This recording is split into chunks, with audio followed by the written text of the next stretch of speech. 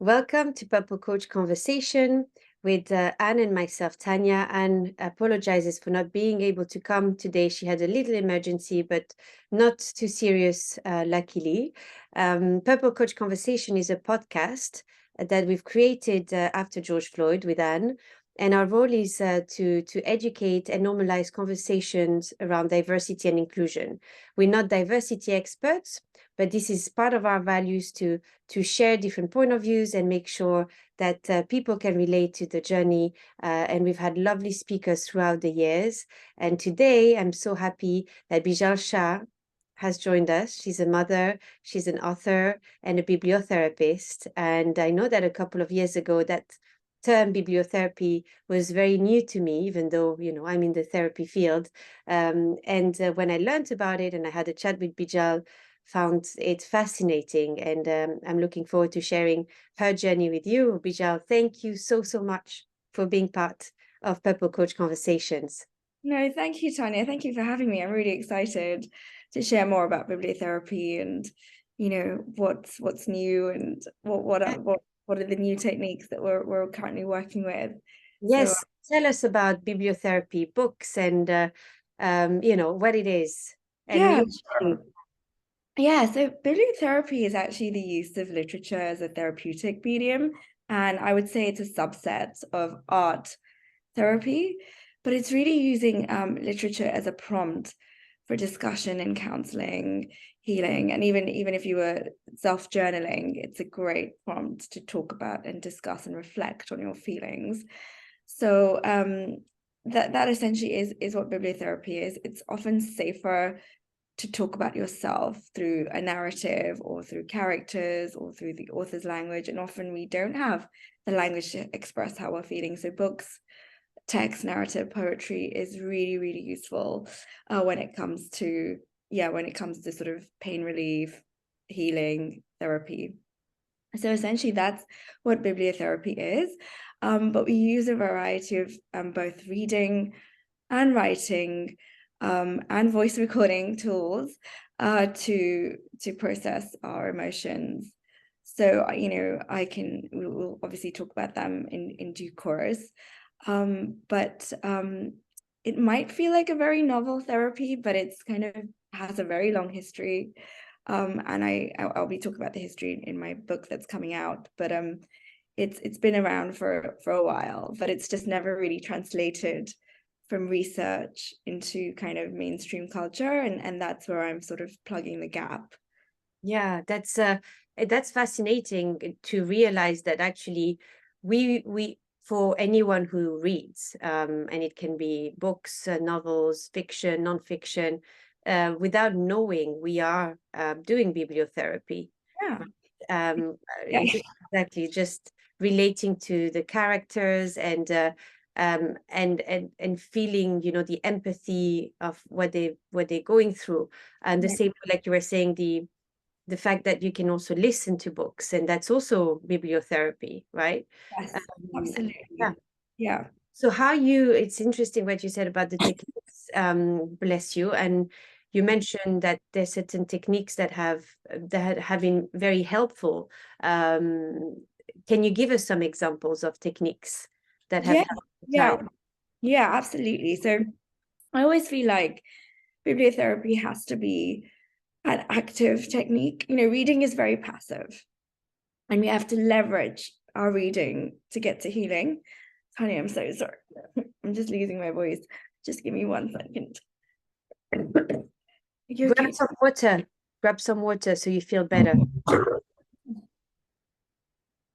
Yes, Bijal, I love what you're saying about, bibliotherapy and how actually it's part of our day to day. If we tend to read books or stories or listen to podcasts, when we feel empathy, when we feel gratitude, this is kind of a way to do bibliotherapy as well. And you were talking about techniques that you've been using with your clients, and some of them have proven to really help them. I'd love to hear, a few examples so that we can learn from it. Yeah, absolutely. So I often use, I mean, my basic foundational technique is journaling, like, and I call it literary journaling because it's very much taking a passage or a poem and just reflecting on the reflecting on what that passage means to us, what feelings it's triggering, all of anything that sort of really bringing out a feeling is a clue that needs to be explored more. So I don't often start with literary journaling, but then I kind of often move on to something called reflective practice. And that's very much a term that a lot of medical professionals use, but it's very goal orientated. So it's very much like, this is the issue.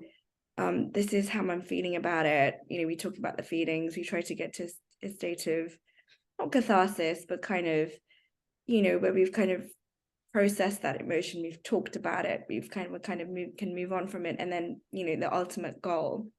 And we start off using those 3 steps because and again using the literature as a prompt, because I don't want my clients to go away feeling like they're empowered and they've got some goals and some actions that they can take away, as opposed to just staying in that sort of painful space. Yeah, absolutely. We need to process pain. We need to feel our pain, but then we also need to have a game plan for after. And I feel like a lot of people who go to therapy can often feel stuck because they're just in that space, which is, absolutely vital. But at the same time, we do need to consider like alternative options and think about how we're going to move forward from our feelings.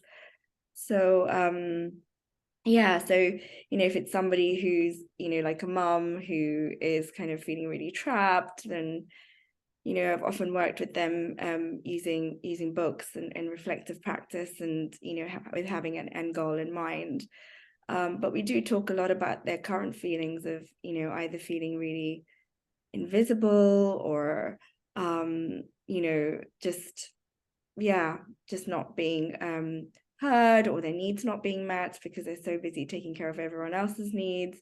So we'll go through all of that, and we'll use literature and Rachel Cusk's The Life's Work is a fantastic book on sort of capturing the feelings that mothers feel when they're really stuck in their day-to-day. Maybe they're looking after a child, maybe they're working part-time, maybe they're just managing lots and lots of needs, as we do often call mums the CEOs of the house. And we tend to use this reflective practice, but these are just some techniques that we use letter writing, poetry writing, audio journaling for people who don't like to journal. We get them to leave voice notes. So that's sort of the kind of it's very much when you talked about moms and not being seen and feeling invisible. In this podcast, we want to give voices to people who may not be heard the same way because they are a minority, or because they are apart from they live different experiences. So how is bibliotherapy helping them, and who have they been helping? When we talk about race, we talk about different sexualities, orientation, etc. How have you found bibliotherapy being helpful to them? Yes, absolutely. So one of the things, so I mentioned audio journaling, and I found that women who feel really invisible or unseen, whether that's at work, whether that's in their home life, whether that's in their friendship groups, actually capturing their voice notes in these just how they're feeling, and then hearing it themselves. They don't even need anybody else to hear it. Just hearing it themselves makes them feel very, very heard. And it's a technique that I often use when I'm going through something and I feel like I really need somebody to validate and acknowledge my feelings. And that's been I felt like that just literally recording your own voice and listening back to it has been a game changer. So that's been a very powerful technique that I've used with moms or with people who are even struggling in their relationships, feeling really alone. It's been really, really helpful.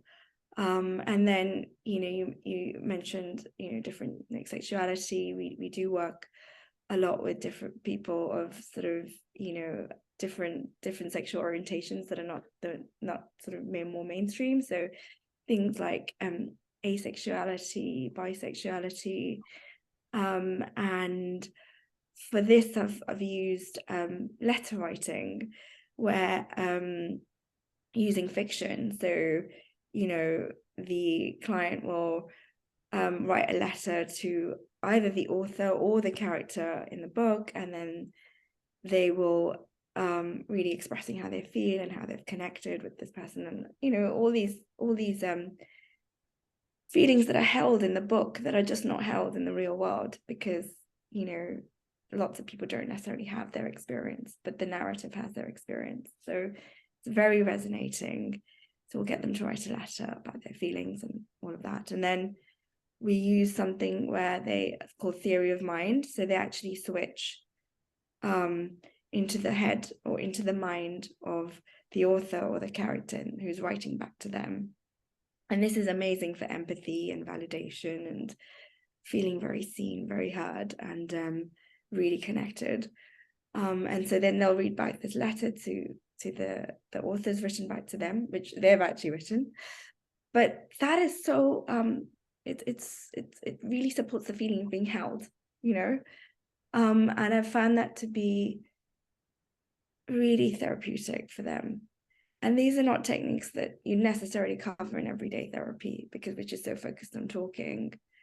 And this is what I mean by like an active technique, to really sort of get those feelings out and process, because that's what we need with those neural networks and rebuilding an experience in our minds. Yeah. So That's powerful, because it feels like it's coaching or therapy times square, in a way, because you're facilitating the client ability to think for themselves. So recognizing the emotions, recognizing what is it that they relate to in the book, and what is it that they might not agree or struggle with, or they find challenging, especially if they themselves are going through challenges. And then imagining the response, that the response could be the response that they'd like to receive, I guess, or the response that they imagine they could receive, and it could be a disappointing response, and that depending, I guess, on their state of mind, they might want to respond more to it. But doing that work alone, for me, like, I don't know, what you think, but it would be very hard and challenging to do it alone. I would really need to have someone encourage me to do it. Because you're asking your imaginative brain to visualize things. And of course, with fiction, it's easier. With fantasy, it's easier, because you're in the fantasy, you're in the fiction. But for the day-to-day, like, if you ask me today to do that on my own, I would find it challenging. So I understand, why bibliotherapists here is crucial. Like when you when you work on a project and you do it on your own versus doing it with a coach or someone that bounces ideas back at you. So that's so powerful. And just to follow through this client of yours who is asexual, that you were talking about, and who reads a lot of fantasy as well. How has she done this, or he done this exercise with you? Yeah. What was the feedback? Yeah, they found it very healing. The letter to the author and character was sort of very easy to write, because it's their feelings, but I think you're right, like the letter back from the author and the character can need a couple of drafts, because you can be stuck in the same voice, you can just be stuck in your own voice, and really you want to sort of put yourself in the headspace of the author and imagine what their response would be. Imagine taking on that character. So yeah, there is, like I said, that there's that it won't work with everyone. You know, some people with neurodiversity might have a different way of approaching it. But even just that first letter is very, very therapeutic, because all of a sudden you're immersed in that connection, you're immersed in that narrative that you're very, very drawn to, because you found a world, especially for, you know, ethnic minorities or any ethnic groups, you found a world where you really belong, which is often not your reality. Your reality is not, doesn't always reflect that. So being able to explore your feelings in this other space is actually very helpful, even if it's vicarious or virtual. The brain can't differentiate, it can't distinguish. So it's still giving you a space to belong and to feel and to heal. So they've always found it very helpful. You know, I've combined that with either the audio journaling or something called narrative therapy, which is where you rewrite your story from a sort of giving it a more positive spin towards the end. It's a great way to find closure on things that you've never got closure on, you know. Yeah. Yeah. And you said something so powerful before, which is sometimes in therapy you focus on the same thing over and over again, in the sense that it's about kind of dwelling on an event that may have happened, and until you release it, it will remain inside of yourself, and then you might get triggered. Let's say if someone is saying no to something, then you know, the fear of abandonment, if you felt abandonment as a child, for instance, for XYZ reason, if someone says no to something related to your work or anything else, might trigger all these emotions again. And the work I've been doing over the last 9 months with my coach is about releasing those emotions, but we do it with voice. We do it with we take an event, and then we break down the event with the emotion and everything. And I know that sometimes in between the sessions, he will tell me, journal about your feeling of, you know, feeling unworthy of, and write about that. And I find that what you're bringing here with the books, it's also another way of releasing. So let's say if you're working with your therapist, okay, you're doing the work on an event and all of that, but if you add bibliotherapy, then you might be able to not just have awareness, but also this release via the character, or via just the writing of the letter, or like you said, the journaling around it, because sometimes we think we just, let's say we feel sad about what has happened, but it could be an umbrella emotion, and there's so many other things that we may feel, like I said, abandonment, or rejection, or anger. And Yes. yes, the character will, the author, if especially, I'm sure the books, and that's my next question, how do you make sure that you select the right books for the right people that come to you? I'm sure that there's so much more detail than we know how a Harry Potter book versus the Yeah.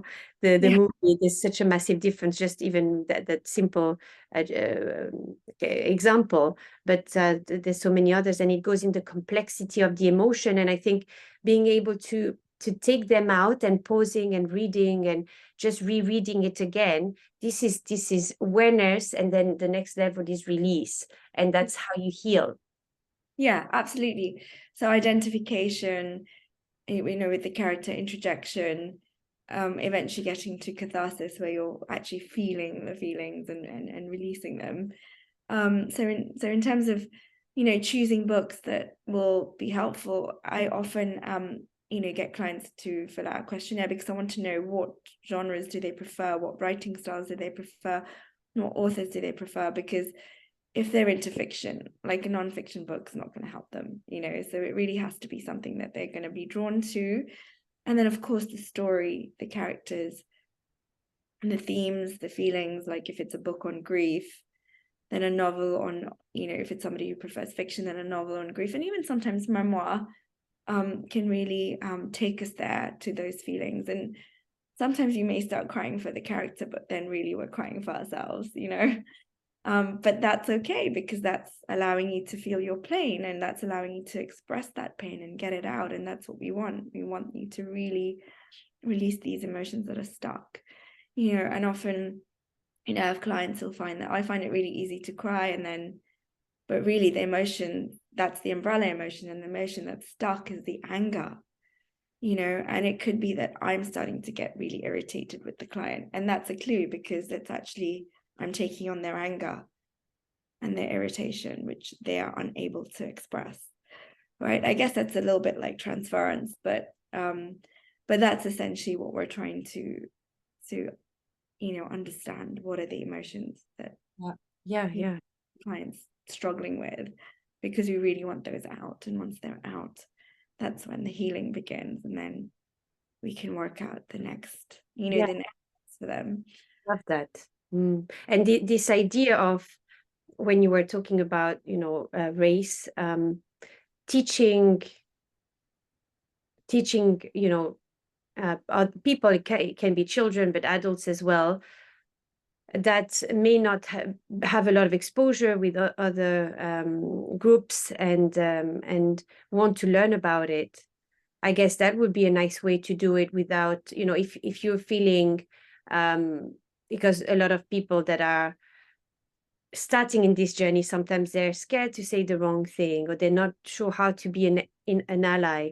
And now there's so many books around that, but going deeper into understanding the culture and how families can, you know, can function in different groups or different cultures, different origin, and Yeah. really getting to know about it. So, for instance, as a coach, you know, if I end up coaching somebody from, you know, a certain religion, etc., is getting to understand the nuances and the possible biases. And I'm sure, you know, you would be able to recommend those books, you know, for schools or for teachers and for individuals or professionals. Is this something that you've been doing since George Floyd more? Yeah, yes. I mean, I've had lots of requests actually for Black British authors, you know, American authors, just because people want to understand that, you know, they want to see their experience represented. And then for people who are from maybe the same ethnic group, but then if they want to understand another ethnic group, then, you know, they'll come back and say, I actually want to learn a bit more about this. Can you suggest some books? And that's been a really interesting experience, because, you know, there's so many things going on. It's firstly, it's the prejudice, but it's also the invisibility, right? And so each book will have a different theme.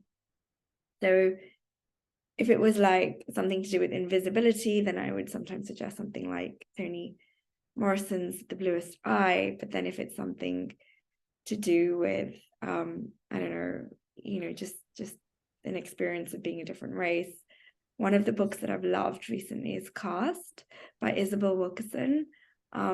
She really talks, she kind of brings together racism but also like classism, and racism and classism is, you know, that intersection is, yeah, it's just not talked about enough. And her book Caste really captures that. And she brings in lots and lots of different stories about different people. So I would really sort of recommend that. Amazing. We'll link it in the show notes for sure. And I think you had mentioned to me to read Noughts and Crosses when I met you a couple of years ago. Jackman, yeah. You mentioned I think is it your daughter was reading it at school, or I wasn't sure if it was for that or if another occasion that you told me about it. Yeah. And Oh, that's, yeah. Yeah. yeah. Yeah. And that that was, I even listened to it, the audio as well, because I do like to listen to it. And yes, this is a beautiful example of you know, empathy, putting yourself in the shoe of the other, even though, you know, it's in the book already. So that would be an interesting, I'm sure it's studied a lot in schools now, That's a fantastic book. I'll also link that to the show notes because you had recommended it to me back then. So thank you so much.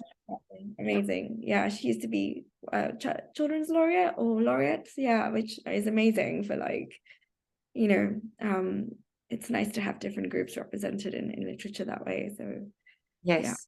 might Yes. look her up. She's written tons of books. Yeah. Thank you. And tell us about your book. You're working on a book that's coming out in November 2023. Tell us about it. What is it about? Yeah, sure. No, thank you for remembering. Yeah, it's a book on bibliotherapy itself. Because it's such a novel field, I wanted to talk about, you know, what it is, how I came across it, but also the history that I mentioned, you know, from the ancient Greeks to Montaigne to Wordsworth to Eliot to Freud to modern day bibliotherapists who, you know, in during the world wars, who've done tons of, you know, made a big contribution to the field. And then more recent studies that are, you know, continuously ongoing, and some really fabulous work being done by PhDs on the use of literature as a therapeutic tool. So that's like the first section. And the second section is very much client stories, and then, you know, different themes that we discuss, like chronic illness, you know, loss, death, anxiety, being a mom, asexuality, you know, even working with children with neurodiversity, couples therapy, bibliotherapy. So there's some case studies, but also in narrative format. So it's a little bit more interesting. You know, I didn't want it to be an academic book. So it's very much stories plus techniques that you can use, some of which we discussed today. So there's that practical element. And then the last section's really on how I actually curate the literature, the methodology, and also some reading lists by A to Z of mental health themes. So from things like anxiety to phobias, to eating disorders, to just imposter syndrome, to setting boundaries, to being a parent. So yeah, there's a lot of themes, a lot of reading lists arranged by themes. So across both fiction, nonfiction, and poetry. So I'm hoping that will be helpful for people as well, like when they need something quickly and they don't necessarily have the capacity to go and see a therapist, that these books will help them. Wow, that's a massive list of people that you can help. Basically, books can help everybody. Yeah, You're reminding us of that. yeah. And I love the element you were saying, how there's so much evidence that you know, books are helping as well, connecting with positive emotions, not just negative emotions, but positive emotions of gratitude. And there's so much evidence of that. Can you tell us about this? Yes, absolutely. So they often say, like, when you want to, you know, a gratitude list is helpful, but it's not as powerful as so when I say a gratitude list, maintaining the things that you're grateful for, that is helpful, but it's not as powerful as actually reading the story of somebody else who's grateful about something. So you know, somebody in the Holocaust who might have been really grateful for people who helped them, you know, Holocaust survivors. Just reading about their story can bring this inner gratitude, you know, trigger this inner gratitude in us. And that's so interesting, right? Because when we're feeling quite low, it's a great way to kind of just uplift ourselves. And also something about war stories, for me personally, reading war novels, there's something in there that makes me feel really grateful and safe. And, you know, so whenever I'm feeling really low, I do end up reading a lot of war novels, which is really bizarre, but you know, With some inspiring and stories, of course. yeah, You know, like that inspire gratitude. Of course, I'm not saying, of course, if it was only about death and nothing else, maybe you would not read them. But if yeah, there's a bit of exactly, and it's so interesting because any pattern in the brain, whether it's gratitude or whether it's the opposite or sadness or anger, you know, if you feed them, they'll become stronger. So the same thing applies with gratitude. So if you feed the you know, the circuits of gratitude in your brain, they'll become stronger. And feeding them is, like you said, just simply reading, maybe for a minute or two, something that will bring this feeling of gratitude inside of yourself. And this is amazing. And I would love, if you have, I would love to have a gratitude book list.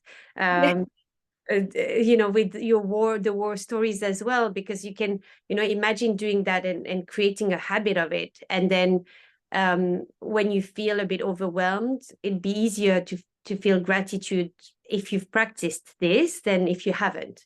So Yes. that's been proven, right? Which is amazing. Yeah, it's funny that you mention it, because I talk about it in my book. And there's even something like Little Women. I've always found Little Women really inspiring. So it's Yeah. definitely one, you know, to reread as a gratitude list.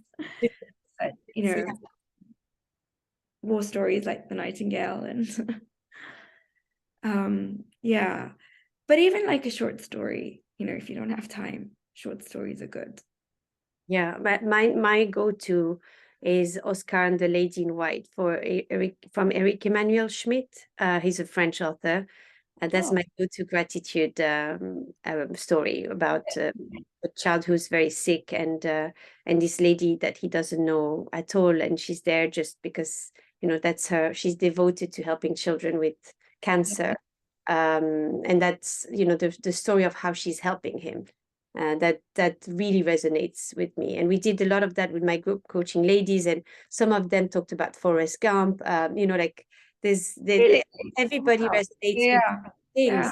things. That's so interesting. And you know, like That's for like a really powerful story as well, you know, with children struggling with cancer and the kindness that she's showing them. yeah, Yeah. for Yeah. sure.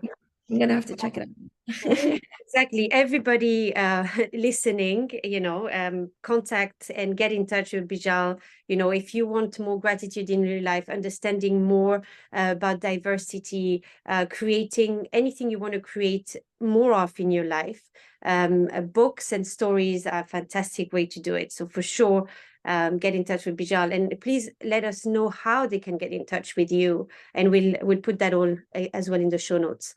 Yeah, absolutely. Yeah. So my website, booktherapy.io, or find me on social media. Yeah. Great. Thank you so much again for being part of Purple Coach Conversations. And we're looking forward to seeing your book in the shelves Yeah. or on Amazon or anywhere else. No, really looking forward to it. And thank you so much for having me. I really appreciate that. Thank Thank you. And to everyone listening, please go and follow Bijal as well as our previous recordings. You can find all of them on our website. And thanks and bye for now.